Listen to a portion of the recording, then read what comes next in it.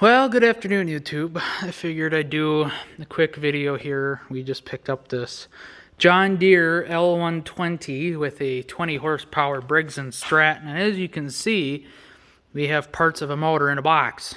At this point, I mean, we bought it with a motor installed, but I don't know, an hour and a half or so we had the engine out, had it apart, and just because we started kind of doing it the long way, but then we pulled the engine out and was like, oh yeah, nope, this thing's junk.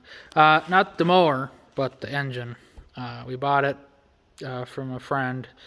It has 297.7 hours, so almost 300 hours on it, which isn't a whole lot. And it's in great condition otherwise. It just did not start. They put a new starter on it. Still didn't, I mean, it cranked, but didn't start. And, well, here's the carnage. Here's the crank. Of course, the glare's really going to get you. She's not doing so healthy. And it's about the heaviest piece of the entire engine.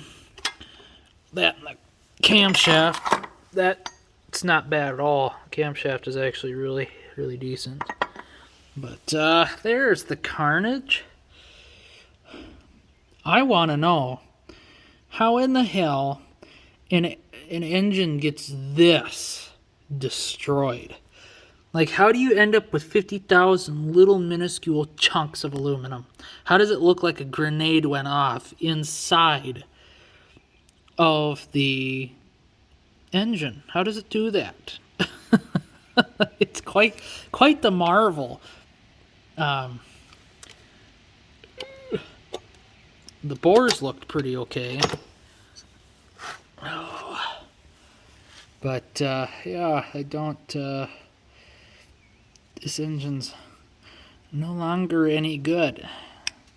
And I was really optimistic when we were pulling it apart because we cranked it over and it didn't sound bad at all. Like, you heard some kind of rattly shit, and I was thinking, well, maybe the rods broke, like, at their base on the crank, and they're just kind of in there going flippy-floppy a little bit. It wasn't loud or anything. So I was really optimistic, thinking, well, if that's just the case, get some new rods, some new pistons maybe, and maybe do the bead hone through the cylinder walls on this thing, and kind of make it like new if we can. But yeah, if it weren't for the massive chunk out of the cylinder wall, we probably would have tried rebuilding it. But as you can see, by that chunk, that's not gonna work. Otherwise, yeah, you could just take the shit out, clean it up, and clean it out, not have metal shavings and stuff or whatever. It just makes me wonder, how the hell did that happen? That is a lot of carnage. So much carnage. Like, even if the thing was at 3,800 RPM, which is its max rev, and a rod broke, I mean, you must have just had to sit there and let it run and run and run until it just grenaded the last frickin', I mean, that's the only thing I can think of. Because it doesn't just go pop and then quit running, right? So, I don't know. And you can see how black the oil is. It kind of makes you wonder if the, it's quite metallic-y color too, but it makes you wonder if the engine oil was ever changed. It was low, so makes you wonder. But and granted, I know some people are going to say it's a Briggs & Stratton. I don't know. I've got mixed feelings about Briggs & Stratton. Whoops. Because I personally haven't had too many issues with Briggs & Stratton, and we've had a few in the family. And granted, I'm not going to praise them and say they're the best thing ever. No. I know Briggs & Stratton has their issues, but we haven't had that many issues. So, and something like that's got to be neglect. That's got to be. There's no freaking way that an engine just grenades like that. Holy. So, and you can see by the wear on the frickin' crank, something really went wrong. And it went wrong in the worst way. So, yeah, that went out with a bang, I'm sure. So Dad ordered a new engine for it because it's going to be his lawnmower. And it's 20 horse Briggs. It's a little bit different model.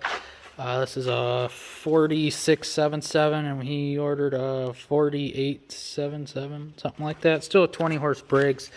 From all I could tell, the fuel pump is mounted on the driver's side of the engine and not the passenger side. So probably not the end of the world. Wiring's probably going to be a little bit different, but probably not too much different, I would hope. If not, I know how to solder and shit, so that ain't even a big deal. But yeah, fun stuff. But here's the, I mean, it's in really, really good shape. I mean, for $300, a quick buff on the hood, it'll look brand new, and a good bath. This thing will be looking really, really good. And for Dad's size yard, 48-inch deck is way more than enough. Trying to mow it with my 54-inch deck was fun enough, so 48 will be plenty, and will do them good. That way it saves a hell of a lot of time push mowing the thing. So yeah, so hopefully next weekend we'll have an engine and we'll have it running, and he'll be on his merry way mowing the lawn. But I have to get him some LEDs too. It'll be super cool. But I gotta get some LEDs for mine yet too, because halogen bulbs really suck up the voltage when it comes to, you know, flipping on the headlights. So even though they're not even big bulbs, they just suck a lot off of what the little alternator they call them on these things. Yeah, they're not alternators, but they do produce a current, but I wouldn't call them an alternator really. But either way, yeah, they don't produce that much current to really keep up a whole lot. So anyway, I suppose just figured I'd show you guys. I mean, this thing is in really, really great shape otherwise. Nothing's rusted and rotten, and just clean as a whistle. You can just about eat off of it once you pressure wash it. And the deck's got a little bit of paint peel, but I mean, 300 hours, it really doesn't look bad at all. So considering the fact that mine only has 570 hours, and it looks like it's got 570 hours. I mean, I've buffed the hood, but that doesn't help. I mean, it did, but it doesn't help the rest of the body. And the deck is pretty dang decent yet. Got nothing to say about the deck. Oh, something spilled there. Nice. And granted, it's dirtier than dirty. Now I gotta probably pull some crap. Oh, not too bad. He had cottonwood trees from the neighbor's yard blown over and plugged up the cooling stuff on the thing. But mine just looks like it's got 670 hours or 570. So stickers are peeling, and it's faded back here a bit, and they had caulked in the frickin' light, cracked lens, and yeah, there's the caulk job. Just wonderful. But looking a little more her age. What do we got? Oh, 618 now, my bad. So yeah, I had 530 when I bought it. That was like 3.5 years ago. The one thing that really kind of bugs me about this is the exhaust. It blows right against the tire. Right against the tire. So the tire just gets extremely hot. That's the best idea on the planet, right? I just looked in Dad's, and his is pointing forward, so that's a lot better in my book, but I'm not the engineer that said, yep, that'll work. So CAD program says it'll work. Slap it together. Anyway, I know this isn't a pipe bomb. It's going to be a bushing driver. Well, you want to call it? It's a hanger bearing. I'm doing a hanger bearing on a heavy duty drive shaft, maybe medium duty. And I was told to use a brass punch and tap the inner race of the hanger bearing onto the shaft, and it's like, yeah, let's try and do something a little bit quicker. So this should just barely fit over the end of the drive shaft, and I'll just take the hammer and beat on that end, and hopefully drive it home, because holy shit, is that going to save some time otherwise. Whew. Doing it with the punch, I've already got it 2/3 of the way with the punch, and then it's like it doesn't want to go any further, and it's like, okay, I've had enough screwing around. We're doing this my way. And I already started using a steel punch, because my small enough brass punch actually started getting all deformed and shit. And it's like, well, now it's not going to deliver a straight force, so it's kind of crooked. So I started using the steel one, and it hasn't been nicking or marring up the outer race. So I'm going to frickin' try this for applying even pressure all the way, and should stay really, really centered, because what I compared it with was the outer, you want to call it dust shield, that came off for the old hanger bearing, and that just barely fit over the edge of the drive shaft. And this inner diameter is just a smidge, and I mean a smidge, a human hair bigger than, well, maybe a few human hairs bigger than the dust shield thing that came off. So that should just, and I don't have much room width-wise, thickness-wise,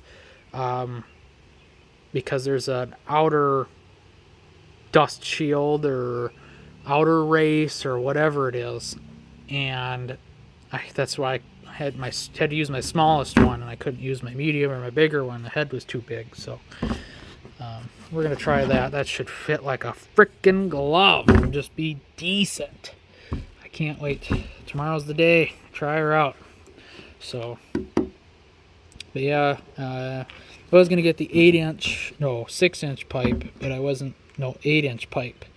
But I couldn't remember quite how long that was for the drive shaft, the slip yoke portion of the drive shaft. So that has to go over. So I put the 8-inch back, got the 12-inch, and put it up against the grinder so we have a nice flat. And I'll take the file to it tomorrow and kind of make it a little less sharp, put it, and should be really, really freaking decent if it fits the way I'm thinking it shall. And oh yeah, save me lots of time.